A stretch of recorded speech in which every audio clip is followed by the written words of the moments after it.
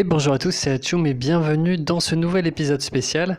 Dans cet épisode, je voulais simplement aborder un sujet quand même assez important, c'est les dernières mises à jour qui ont été faites dans le jeu avec la version 31. Donc si vous voulez voir de plus près à quoi ça ressemble, je sais pas si vous avez vu, mais dans le petit message qu'ils nous ont envoyé, on peut cliquer sur plus d'infos, ça nous renvoie sur une page où les divers changements qu'ils ont effectués sur le jeu sont répertoriés.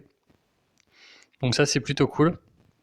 Enfin c'est plutôt cool d'avoir un endroit où on a vraiment les choses écrites textuellement sur papier. Alors, on va parler, bon, je vous cache pas qu'on va principalement parler du nerf de Vela, puisque c'est le gros sujet de cette mise à jour. Mais bon, tant qu'à faire, on va changer un petit peu, enfin on va changer un peu de structure, on va pas forcément parler du plus important en premier. On va suivre simplement la chronologie de la release. Donc le ballon gobelin. Donc ça on peut directement aller voir ce que ça donne dans le jeu, hein. Donc en gros, de ce que j'ai compris, mais pareil, je trouve que c'est assez mal expliqué dans la petite aide qui est ici. C'est assez mal expliqué aussi sur le site, sur la note de patch.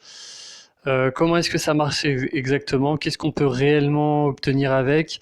Donc, ce qui est sûr, c'est qu'on va obtenir des coffres. Avec les coffres, on peut obtenir tous ces trucs-là.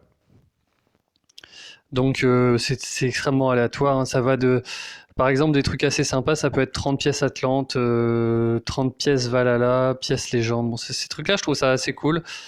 Et bon, on a la même chance d'avoir ça que d'avoir 5 bannières de la tortue, 5 bannières de l'ours. Donc bon, c'est assez inégal, hein, quand même. Pareil, des héros entraîneurs. Alors ils disent x2, ils disent pas si c'est des 1 ou 2 étoiles par contre. Donc je sais pas. Alors de ce que j'ai compris du fonctionnement de ce machin.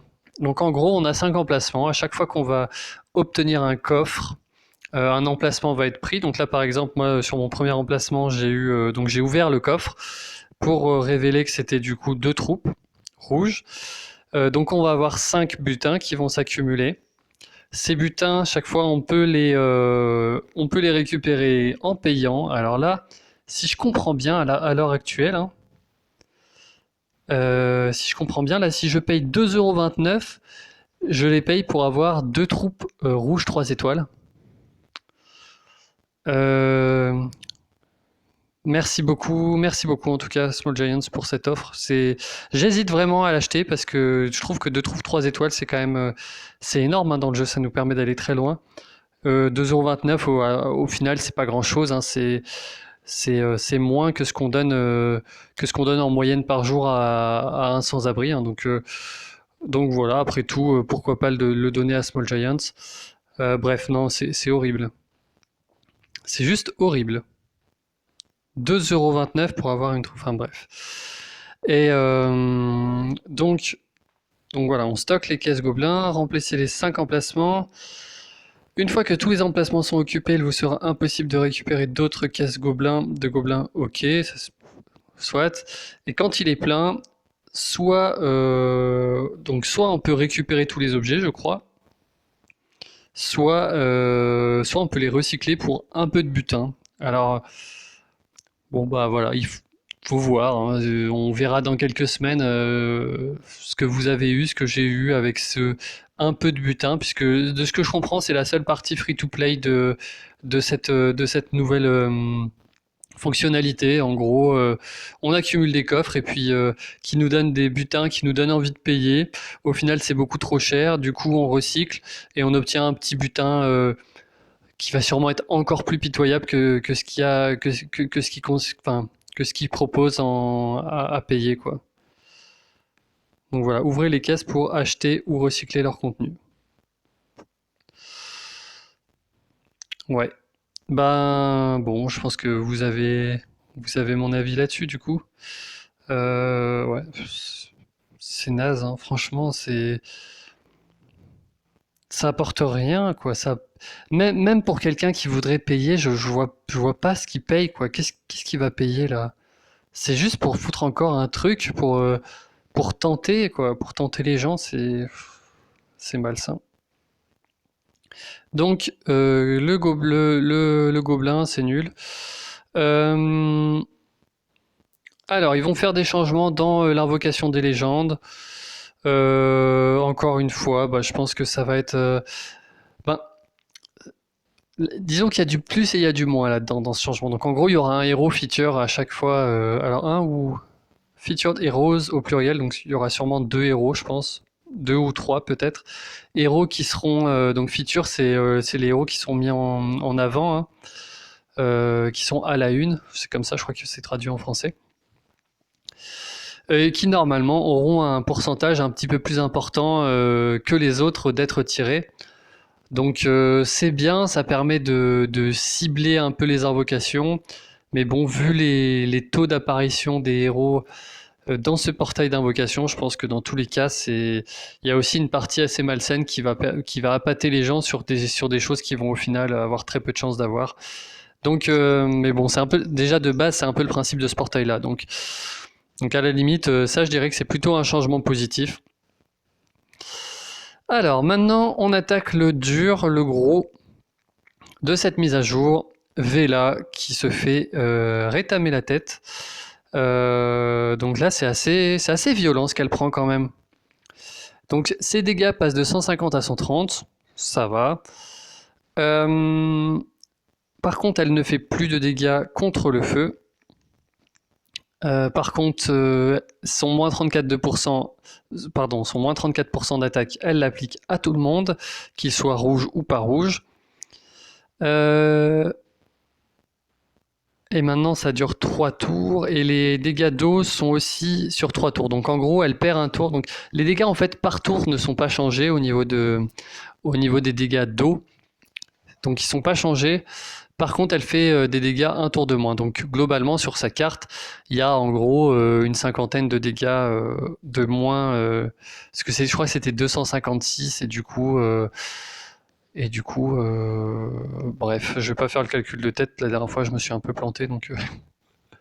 Non, mais ce qu'il faut comprendre, c'est que voilà, il y a un tour de moins d'application des dégâts, mais que les dégâts par tour ne sont pas changés.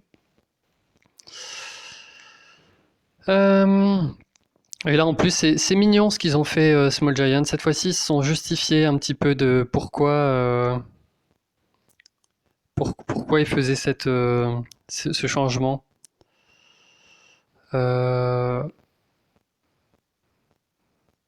Ouais, je trouve que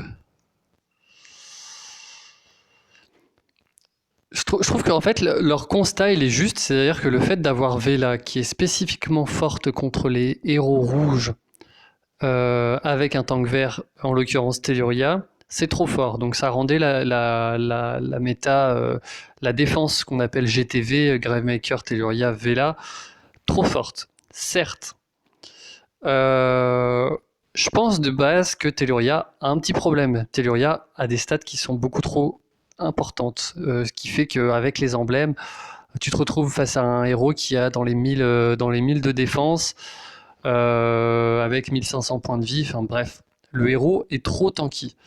Vela aussi, au niveau stats, elle a des stats qui sont assez fortes, qui sont assez défensives. Donc, pour moi, le problème, c'est pas forcément le design du perso lui-même.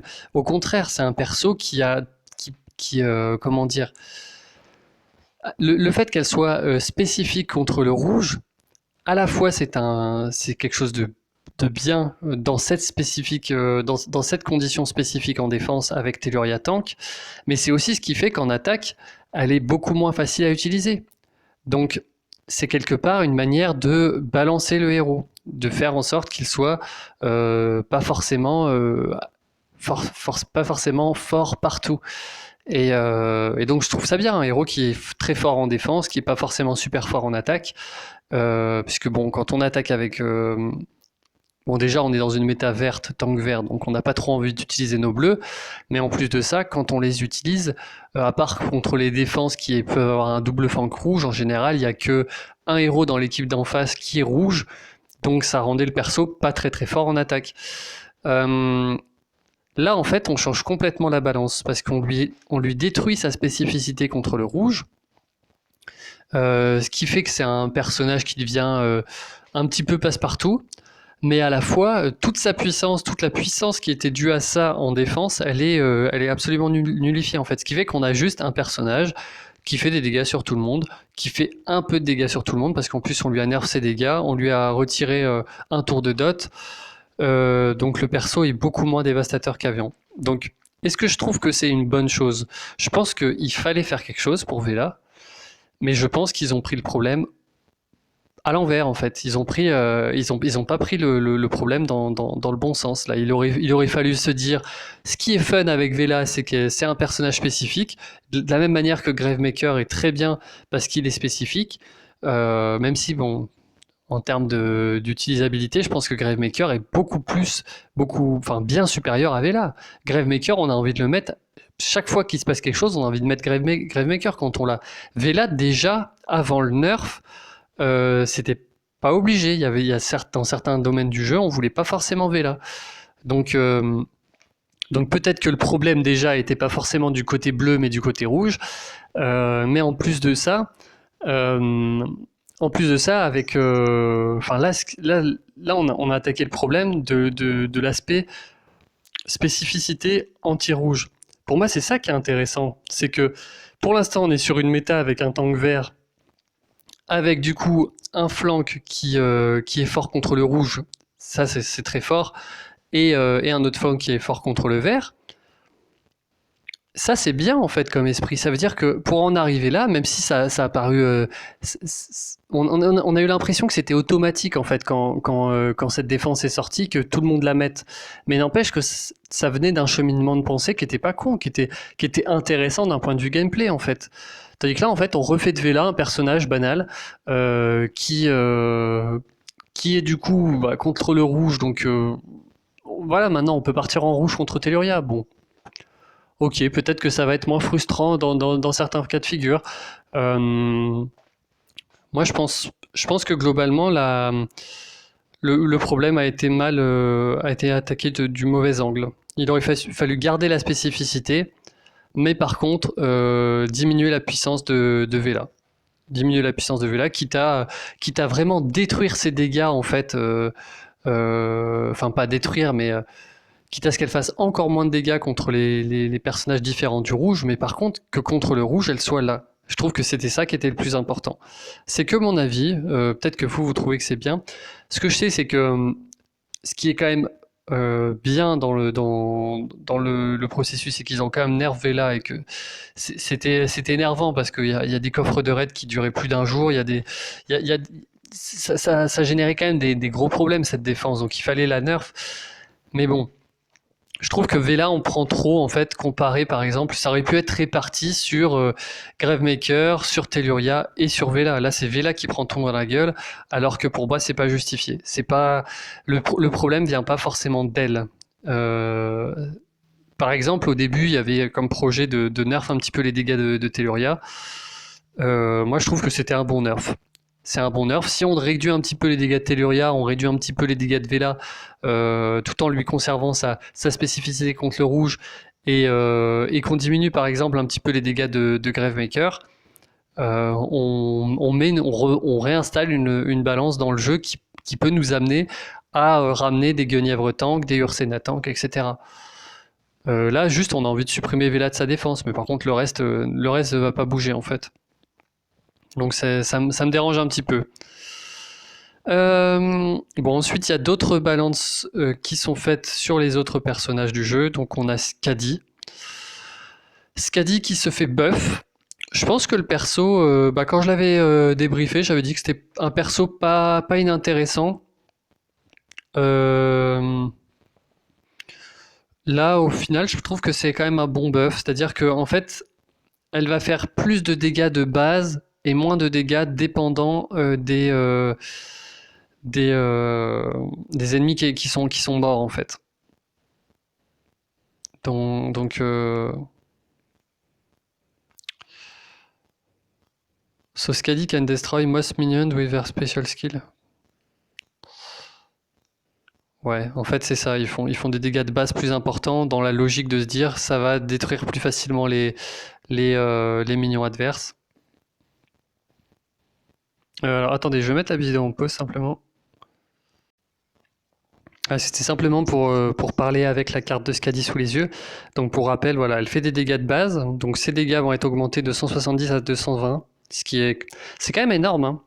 C'est quand même assez énorme, hein, comme augmentation de dégâts.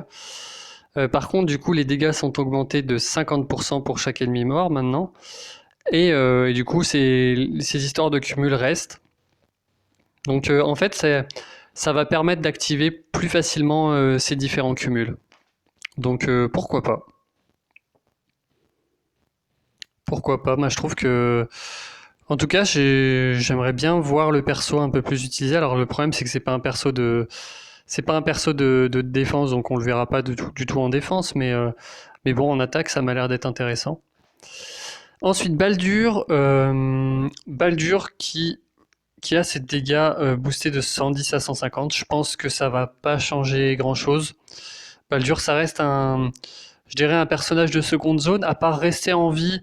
Pour moi, il n'a pas une grande utilité. Donc, ce qui est bien, c'est que le fait qu'il reste en vie fait que il continue enfin, il permet en fait à l'attaquant de pouvoir continuer à balancer des tuiles. C'est un personnage d'attaque, hein. En défense, ça sert absolument à rien.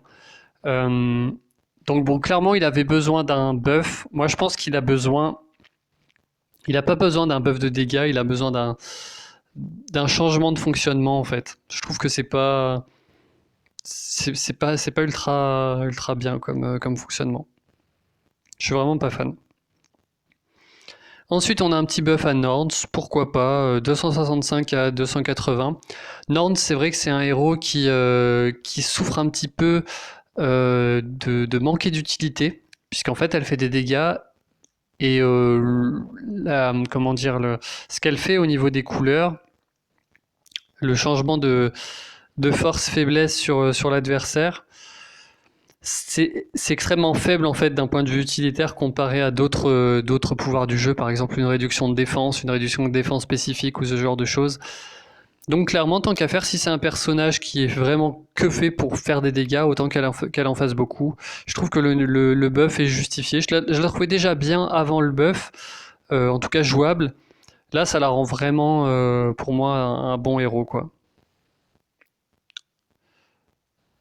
Ouais, encore, il avait mis B partout, hein. Ça m'étonne pas. C'est un personnage utilisable, très fun à jouer en tout cas. Ça c'est sûr. Mais bon, là maintenant avec le petit buff de dégâts, alors ça va pas les faire changer de grade entre guillemets par rapport à la notation dans le corps. Je pense pas qu'il reviendra là-dessus. Par contre, ça la rend un peu plus facile à utiliser. Le Chapelier. Je crois que c'est ça, hein, son nom à lui. Le Chapelier qui passe. Chapelier fou. Il passe de 370 à 400. Je pense que c'est toujours un personnage. C'était déjà un personnage intéressant, mais un peu hors méta. On est plutôt dans une méta où on a envie de dispel, en fait, de retirer les malus qu'on a sur notre propre défense, pardon, sur notre propre attaque, plutôt que d'aller retirer les bonus ennemis. Donc intéressant, mais pour l'instant, c'est pas un personnage qui est très utilisable dans la méta actuelle. Euh, Après, ça lui fait du bien, je trouve un petit boost d'attaque, c'est pas mal. Surtout qu'il fait voilà, 400%, ça commence à ressembler un petit peu à ce qu'un Mani peut faire. Je crois que Mani est à 420. Après, Mani, il a 800 d'attaque, hein, donc forcément, Mani va faire va faire beaucoup plus de dégâts. Là, on tape quand même sur 3 personnes. Donc, ça devient envisageable d'utiliser le Chapelier déjà rien que pour faire des dégâts. Donc ça, c'est cool. Donc ouais, clairement, là, je suis d'accord avec le buff. Je trouve que le perso a un design qui est intéressant. Là, il n'y a pas forcément beaucoup de changements. Sargasso, pour moi, ça change pas grand-chose. Le perso, en fait, le problème de Sargasso, c'est qu'il est moyen et que dans la couleur violette, il y a plein de cogneurs qui sont rapides ou très rapides. Enfin, il y a Kageborato qui est très rapide, on va dire ça comme ça. Clarissa aussi. Enfin, par exemple, je vois pas une vie où on préfère mettre Sargasso que un des cogneurs rapides ou très rapides de la couleur violette. Donc c'est ça le problème. C'est plus la couleur dans laquelle il est qui le rend inutilisable. La capacité à réduire les soins, ça n'a pas beaucoup d'impact sur le jeu. Donc vraiment, Sargasso pour moi reste un personnage de rang B, quoi. Il faudrait vraiment qu'il passe au-dessus des 400% pour devenir utilisable pour moi. Comme personnage pour faire vraiment des gros dégâts, quoi. Kagan, c'est pareil. Kagan, bon, il fait 360 de dégâts, il faudrait qu'il dépasse les 400 pour être utilisable. En lent, on a vraiment besoin d'un perso qui casse le raid en deux, qui fait vraiment mal.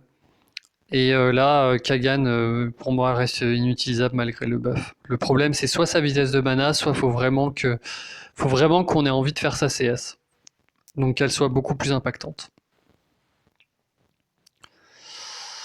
Alors ensuite, bon, ça c'est assez marrant, les autres changements. En gros, ce qu'ils sont en train de nous dire, c'est qu'ils sont pas foutus d'afficher correctement les dégâts. Donc ils ont homogénéisé et rendu plus clair l'affichage des dégâts pour certains personnages. Pour Ansel, par exemple, ça se traduit directement. Ah bon, Gretel. Inflige automatiquement 152 points de dégâts à la cible. Donc voilà, ça s'affiche comme ça, alors que avant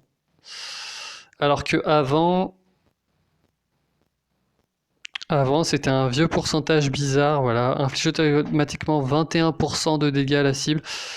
On savait pas si c'était 21% des points de vie de la cible, 21% de l'attaque de Gretel, c'était très très mal expliqué. Donc là, ça permet au moins d'avoir un ordre d'idée. Ce sont des dégâts qui augmentent avec l'attaque, il me semble. Donc ça, c'est aussi assez bon à savoir. Et ensuite... Ah oui, maintenant... Alors ça j'aimerais bien en parler. Alors, bon, dans l'Alliance, le fait de pouvoir savoir si les gens sont en ligne ou pas. Voilà, je sais pas si vous voyez à gauche, hein, il y a un petit indicateur, un petit rond coloré. Pourquoi pas? Ça peut, par exemple, en guerre, des fois, on se dit, ah tiens, il y a un tel, je sais pas trop ce qu'il va faire, est-ce qu'il veut faire finir sa frappe, et puis en fait, le gars, il est hors ligne depuis 20 minutes, et il se soucie plus trop du truc. Donc ça, c'est intéressant d'avoir mis ça en place. Mais alors, par contre, les emblèmes, donc maintenant, quand on va dans la grille des talents, on peut passer d'un héros à l'autre. Honnêtement, genre, c'est rare en fait, par exemple, que j'ai envie de. Alors bon, on va imaginer que je classe mes personnages par classe.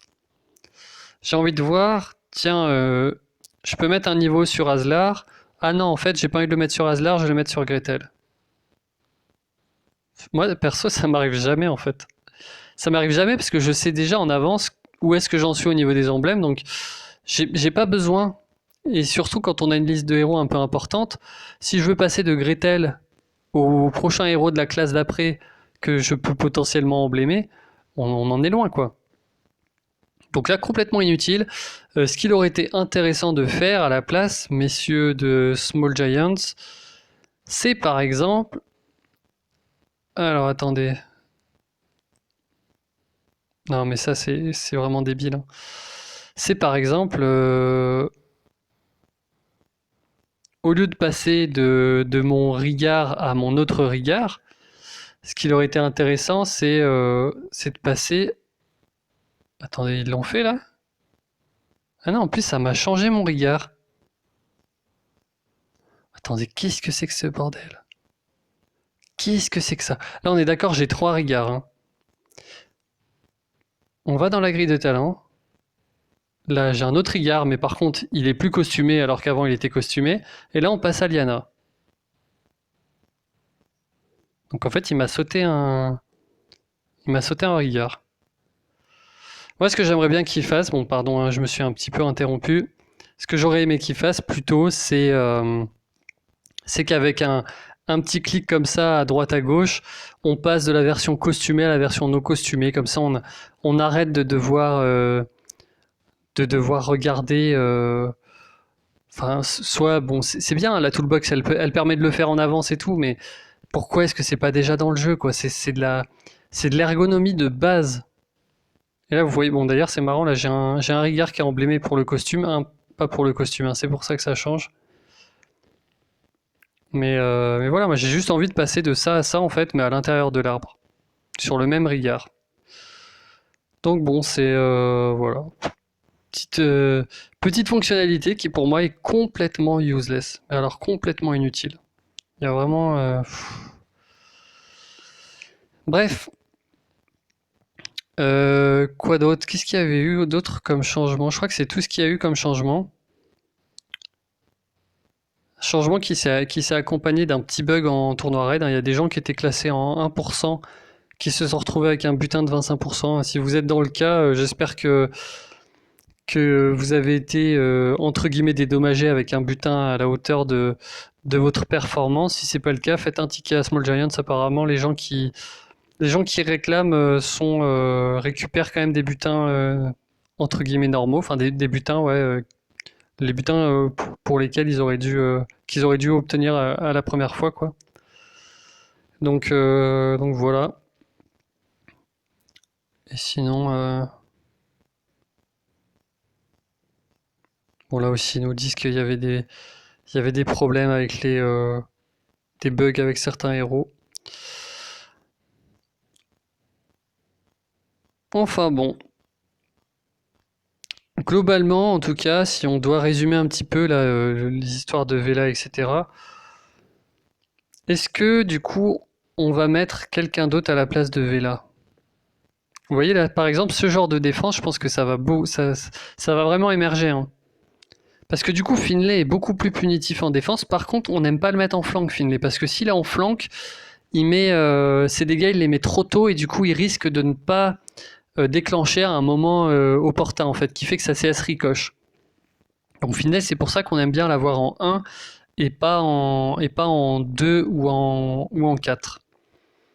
Assassin à cette position-là, je suis pas ultra fan, mais par exemple avec Ursena à cette position-là, est-ce que je peux en trouver un?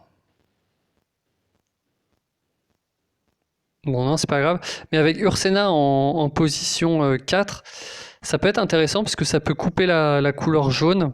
On n'a pas trop envie de partir en jaune contre Ursena. Et du coup, remplacer la spécificité qu'avait Vela par la spécificité d'Ursena.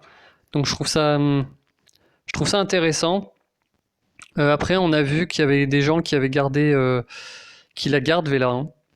Moi, je pense qu'elle va quand même, dans un premier temps, rester assez utilisée. Pour la simple et bonne raison que c'est quand même un héros qui a de l'impact sur tout le monde. La diminution d'attaque, ça peut être énervant. Peut-être que ça va forcer, par exemple, quand on prend du rouge maintenant contre Vela, un petit Boltusk emblémé, ça peut faire le café. Ça peut permettre de renverser sa CS en fait. Là où avant on devait avoir un... Enfin, ça marchait aussi avant quand on était vraiment en rouge, mais là maintenant on peut généraliser ça à tout. C'est-à-dire que si vous partez en 3-2, vous pouvez partir avec un héros qui vous booste votre attaque. Cela dit, Rigard costumé marche très bien aussi, hein. Non seulement il dispel, mais en plus il augmente l'attaque. Donc, enfin il cleanse, pardon, il dispel pas. Donc voilà. Donc voilà, ça fait 177. Quand elle est emblémée, là, ils ont mis quand même pas mal d'attaques hein, sur cette V là. Ça fait 177 dégâts d'eau sur 3 tours. Ça fait un peu plus que 50. Ça fait un peu moins de 60 points de dégâts. Donc ça fait dans les 57-58. En fait, ça fait 59 plutôt. Ça fait, ouais, c'est ça, ça fait 59. Bon, je sais pas, moi je la trouve moins bien comme ça. Mais bon, il va falloir s'adapter à cette nouvelle Vela. Je pense que le perso est quand même pas complètement horrible. Je pense que ça reste le fait que le perso tape tous les ennemis. Le pire qu'ils auraient pu faire en fait comme nerf, ce serait que le perso tape que 3 ennemis. À un moment, c'était en projet, hein, que ce soit que 3 ennemis. Là, ça aurait été horrible. Ça aurait complètement tué le perso. On aurait pu voulu l'utiliser en défense. Parce que, bon, il y a des persos qui tapent 3 adversaires qui sont utilisés en défense, comme Drake Fong par exemple. Mais l'aveuglement a un impact bien plus global que simplement un debuff d'attaque et un dot.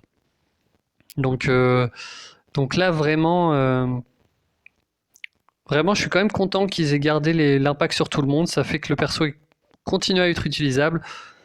Par contre, ouais, ça manque de dégâts. Et du coup, si on a...